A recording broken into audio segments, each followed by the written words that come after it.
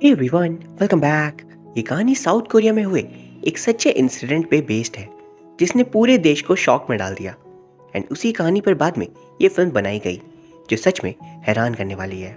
कहानी की शुरुआत होती है एंड हमें एक सीनियर अटर्नी कुछ नए अटर्नीज का इंटरव्यू लेते हुए दिखाए जाते हैं। वो उन लोगों के सामने एक स्पेशल केस की कहानी बताकर उनकी डिसीजन कैपेबिलिटीज देखना चाहते थे। वो कहते हैं एक लड़की एक शाम अपने घर लौट रही थी एंड तभी किसी ने उसे मार दिया। उसके साथ बहुत कुछ गलत हुआ, करीबन 20 से 30 मिनट्स तक। एंड इस दौरान 38 विटनेसेस है जिन्होंने ये सब कुछ होते हुए देखा, पर तभी उन्होंने कुछ नहीं किया। तो तुम्हारे अकॉर्डिंग क्या ये 38 विटनेस गिल्टी है क्योंकि उनके आंखों के सामने सब कुछ हुआ पर उन्होंने कुछ भी नहीं किया, या फिर वो गिल्टी नहीं है? वहां मौजूद हर एक शख्स कहता है उन्हें लॉ के नजरिए से सजा नहीं दी जा सकती, लेकिन मोरली वो गलत है। लेकिन उनमें से एक अटर्नी मिस्टर ली कहता है नहीं, वो गिल्टी नहीं है। सीनियर अटॉर्नी पूछते हैं तुम्हें ऐसा क्यों लगता है? ली कहता है क्योंकि उन्होंने मदद न करने का डिसीजन खुद की सेफ्टी ध्यान में रख कर लिया, और आत्मरक्षण एक इंसान का व्यवहार होता है एंड इसलिए तो पब्लिक इमरजेंसी नंबर बनाया गया है। उसके दोस्त फिर ड्रिंक्स करते वक्त ली पे नाराज हो रहे थे कि तुम्हारे अकॉर्डिंग तो इंसानियत मैटर ही नहीं करती, सोशल रिस्पॉन्सिबिलिटी नाम की कोई चीज होती नहीं है। वो कहता है मैं बस कानून के दायरे में बात कर रहा था। पर सभी को उसके ऑपोजिट बात करता देख ली वहां से चला जाता है। इसके ठीक दूसरी तरफ हम एक घर को देखते हैं जहाँ दो छोटे भाई बहन रहते थे। बहन का नाम था दाबिन और भाई का नाम था जून। उनकी मदर की मौत हो गई थी एंड तब से वो दोनों अकेले हैं। उनके फादर ज्यादातर घर पर नहीं रहते एंड ये दोनों अक्सर सारा काम खुद ही करते हैं। जून छोटा था तो उसने अपनी मदर को होश संभालने से पहले ही खो दिया, इसीलिए वो दाबिन से पूछता है वो कैसे दिखती थी। दाबिन ये याद करने एक अलमीरा के ऊपर रखी पिक्चर निकालती है, लेकिन मदर की फोटो को किसी ने हटा दिया था एंड इसीलिए वो जून को उनकी मदर की तस्वीर नहीं दिखा पाती कि आखिर मदर कैसी दिखती थी। अचानक फादर घर पर आते हैं एंड उन्हें अपने साथ लेकर एक रेस्टोरेंट में आते हैं एंड वहां पर वो दोनों थोड़े घबराए हुए थे। तभी वो उन्हें उनकी नई मदर या फिर कहीं स्टेप मदर से मिलवाते हैं। जेसुक ये लेडी बहुत ही स्वीटली कहती है मैं तुम दोनों का ख्याल रखूंगी एंड मदर की कमी महसूस होने नहीं दूंगी। लेकिन ये बस एक तरीका था जो को शुरुआत में ल्योर करने का। धीरे धीरे घर में रहते हुए उनका असली चेहरा में दिखाया जाता है। जून और दाबिन एक रात खाना खा रहे थे एंड जून को अब तक चॉपस्टिक्स यूज करना नहीं आती थी। जैसा कुछ बच्चे तो जल्दी सीख जाते हैं, लेकिन कुछ के लिए ये बहुत ही मुश्किल होता है। एंड वह जून बार बार टेबल पे खाना गिरा दे रहा था। उनकी स्टेप मदर एक दो दिन इसे टॉलरेट कर लेती है क्योंकि अब तक वो एकदम स्वीट एंड इनोसेंट बनने का दिखावा कर रही थी। लेकिन इसके बाद जब जून दोबारा गलती करता है तो वो उसकी हर एक गलती पे उसकी बहन दाबिन को बहुत मारती है। एंड वहां पर वो दाबिन को खास तौर पर वार्न करती है कि अपने भाई को सिखा दो सलीके से रहना, वरना उसकी हर गलती पे सजा तुम्हें मिलेगी। स्कूल में दाबिन बहुत पॉपुलर थी एंड सबसे शैतान लड़के को उस पर क्रश भी था। दाबिन डांस एंड सिंगिंग में बहुत ही अच्छी थी एंड टीचर को भी वो टैलेंटेड लगती थी।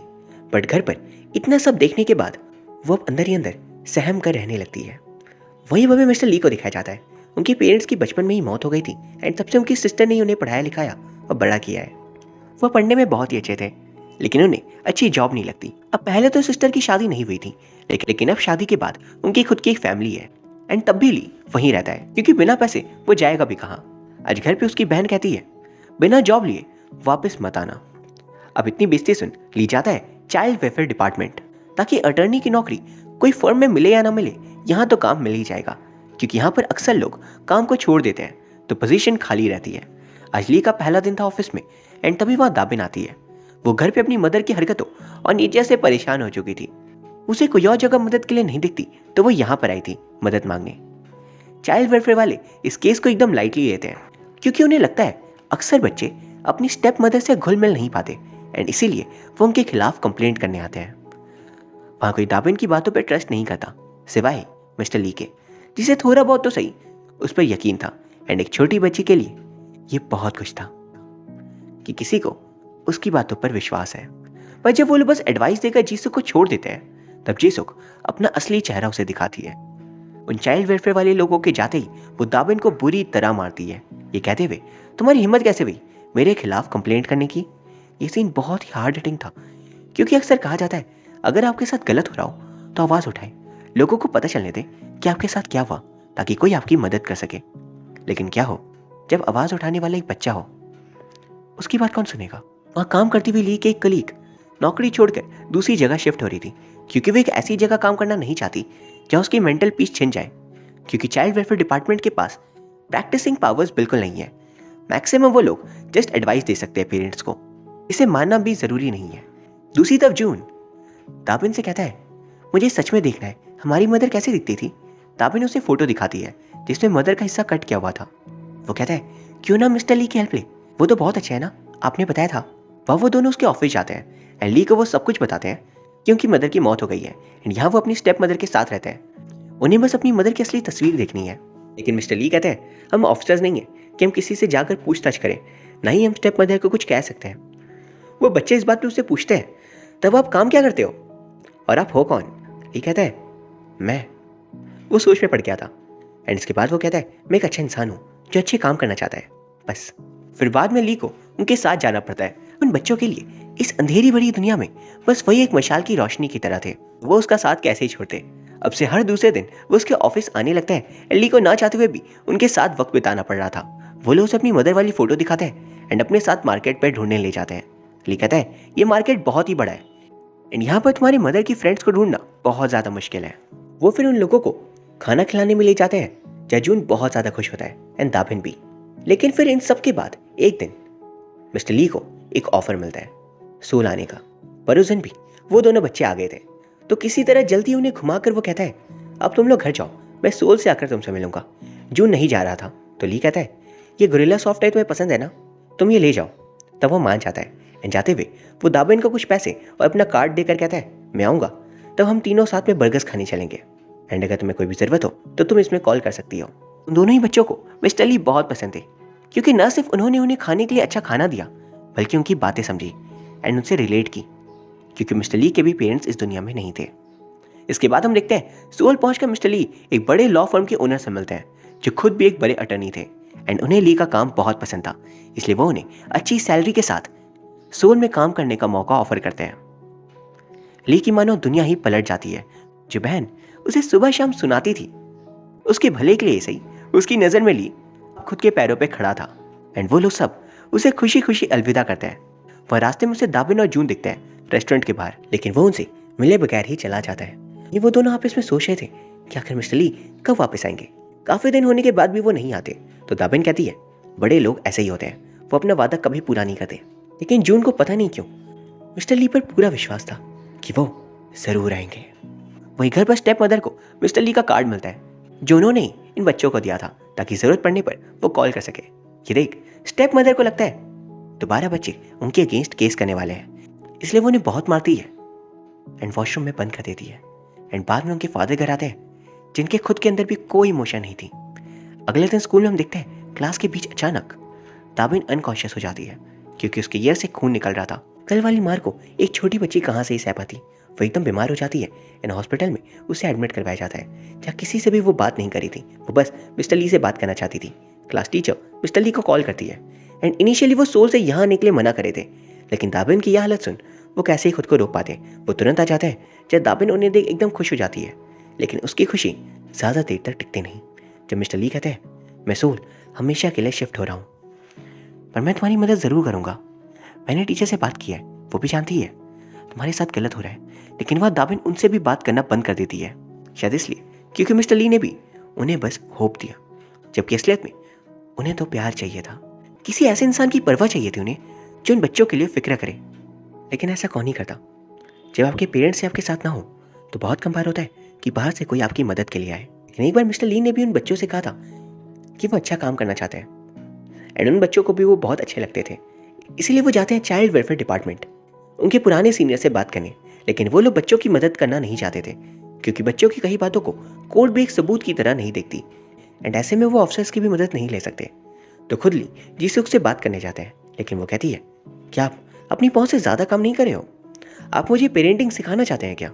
केस क्लोज हो चुकी है तो आप जा सकते हैं। फिर मिस्टर ली जाकर उनके फादर से बात करते हैं तो उनका भी सेम रिएक्शन था। वो कहते हैं, बच्चे मेरे हैं और तुम मुझे सिखा रहे हो, यहाँ से चले जाओ। कुछ भी नहीं होता एंड वो घर आकर डिनर करते हैं अपने सिस्टर की फैमिली के साथ एंड बाद में सिस्टर उन्हें उनकी मदर की फ़ोटो दिखाती है एंड फिर वो सुबह सुबह स्कूल के लिए निकल जाते हैं। तो रास्ते में उन्हें कई पल रेस्टोरेंट्स एंड ट्रैफिक सिग्नल्स देखकर उन बच्चों की याद आ रही थी। फिर सोल आकर मिस्टर ली बहुत काम करते हैं एंड उनकी डेडिकेशन और अच्छा नेचर देख बॉस उन्हें एक बड़ी कार गिफ्ट करते हैं क्योंकि अब वो उनके फैमिली की तरह थे। एक तरफ जहाँ करियर वाइज मिस्टर ली को सफलता ही सफलता मिल रही थी, वहीं दूसरी ओर उन बच्चों की जिंदगी दर्द से जूझ रही थी। एक शाम जून दाबिन से बात कर रहा था जब दाबिन दर्द में लेटी हुई थी। जून कहता है, मिस्टर ली आए नहीं अब तक। वो कहती है, वो नहीं आने वाले। जिसमें जून कहता है, ये देखो उनके दिए पैसे अब तक हमारे पास ही है, उन्हें बर्गर्स खाने तो आने ही होंगे ना, आखिरकार उन्होंने वादा किया है, मुझे विश्वास है कि वो आएंगे पक्का। तभी रूम में दरवाजा ओपन होता है एंड स्टेप मदर उनके हाथ में वही पैसे का नोट देख लेती है एंड उन्हें लगता है ये पैसे इन्होंने चुराए हैं एंड वहाँ वो जून को मार कर पैसे छीन लेती है। दाबिन अपने छोटे भाई के ऊपर हाथ उठता हुआ कैसे देख पाती, इसलिए वो भीख मांगती है मदर से ऐसा नहीं करने के लिए, लेकिन वो उनकी एक नहीं सुनती। इसके बाद जो वो करती है वो कोई भी सोच नहीं सकता था। वो दाबिन के पास आकर कहती है, जाओ और अपने भाई को मारो, अगर तुमने ऐसा नहीं किया तो मैं उसे मारूंगी एंड याद रखना आज के बाद हमेशा जब भी वो गलती करेगा तुम उसे वैसे ही मारोगी जैसे मैं तुम्हें मारती हूँ। दाबिन हल्की सी स्लैप उसे मारती है, लेकिन स्टेप मदर कहती है जोर से एंड फिर सीन ब्लैकआउट हो जाता है, हमें बस आवाज़ें आती हैं। नेक्स्ट शॉट में दाबिन दुनिया को देख रही थी कैसी नज़र से, जो उसकी आंखों में ना खुशी थी और ना ही कोई उम्मीद। बस वो समझ चुकी थी शायद ये दुनिया ऐसी ही है, या बड़े लोग बच्चों पे हमला करते हैं बस, और दूसरा कोई इंसान उन्हें बचाने नहीं आता। वो वहीं बेहोश हो जाती है। अगले सीन में न्यूज़ में दिखाया जा रहा था एक छोटी बच्ची ने अपने ही छोटे भाई को जान से मार दिया एंड ये हेडलाइंस पूरे साउथ कोरिया को शॉक में डाल देती है कि ऐसा कोई कैसे कर सकता है। हमें दिखाया जाता है कल रात जून की मौत हो गई एंड इसका सारा ब्लेम दाबिन पे लगा है। पूरी सोसाइटी के सामने उसे ऑफिसर्स ले जाते हैं एंड हमें फ्लैशबैक में पता चलता है कि एक्चुअली में जून को दाबिन के कुछ स्लैप्स के बाद स्टेप मदर ने बहुत मारा था, जिसके बाद उसकी मौत हो गई एंड खुद को बचाने उन्होंने दाबिन को ही फंसा दिया और दाबिन से कहा कि अगर तुम खुद को कातिल बताओगी तो तुम्हें सज़ा नहीं मिलेगी एंड फिर मैं तुम्हें प्यार भी करूंगी, लेकिन अगर तुम सच बताने गई तो तुम्हारी भी हालत तुम्हारे भाई के जैसी होगी। एक 10 साल की बच्ची यहाँ क्या करती, वो अपनी मदर के इंस्ट्रक्शंस को फॉलो करती है एंड उसे जुवेनाइल कस्टडी में रिहा कर दिया जाता है। लेकिन पूरी सोसाइटी अब दाबिन को गलत नज़र से देख रही थी, सिवाय कुछ लोगों के जो जानते थे कि दाबिन ऐसा कभी नहीं कर सकती। अब स्टेप मदर कुछ दिनों तो अपना नीचे दाबिन के प्रति स्वीट रखती है, लेकिन दाबिन की अंतरात्मा अब थम चुकी थी। इतना बुरा कर अपने भाई के साथ वो शांत कैसे रह पाती। उस गुरिल्ला के सॉफ्ट टॉय को भी अब उसने बाहर फेंक दिया था, जो जून की आखिरी ऐसी निशानी थी जिससे वो प्यार करता था। इसके बाद हमें दिखाया जाता है मिस्टर ली को, उन तक भी एक खबर पहुंच चुकी थी एंड वो तुरंत सारा काम छोड़कर यहाँ आते हैं। जून की मौत की खबर उन्हें अंदर से तोड़ देती है।